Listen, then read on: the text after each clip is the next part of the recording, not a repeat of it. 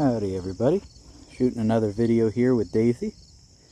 Daisy's a feral kitty. She's not friendly, she's not aggressive, she's just very scared of us, so we try to give her space.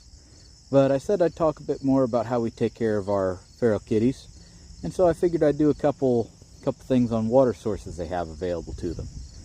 Obviously, they have bowls here and there just for any wildlife that fill up with water.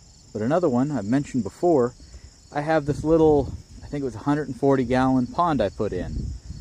And it's got a little secondary pond up top. I use the secondary pond to refill.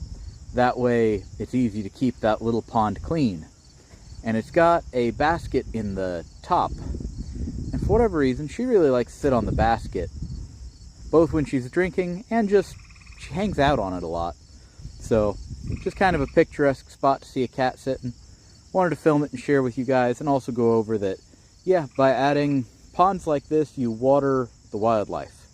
Wildlife that is hydrated is less likely to eat your garden, less likely to eat your plants. Because oftentimes when deer eat your garden, they're actually just looking for the moisture within the leaves. So, by adding water sources like this, you get reduced deer pressure. There she goes, which means we can get a better, closer look.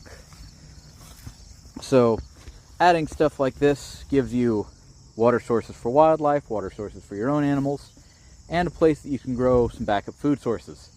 Those are native Katniss, also called arrowhead. They are only able to grow in the water and very waterlogged soils. They produce a corm, which is a lot like a little potato, so a good emergency food source. And lily pads in there can also, the roots can be eaten as a food source.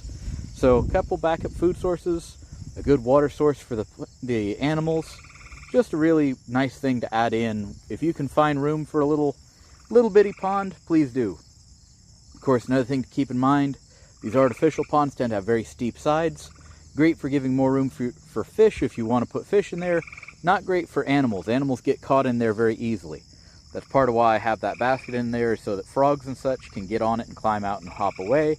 And on the inside, underneath the water, I have rocks stacked in the bottom there to provide crevices and habitat for things like dragonfly larvae to hide and live under, but also so any cats or other animals that fall in can climb up on the rocks under the water level and just hop right back out.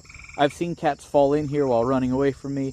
They can climb out quite easily and quite quickly. So there's no risk of any animals drowning in here. So, have a good one. Hope you learned something, and I'll see you in another video as soon as I can. Goodbye, everybody.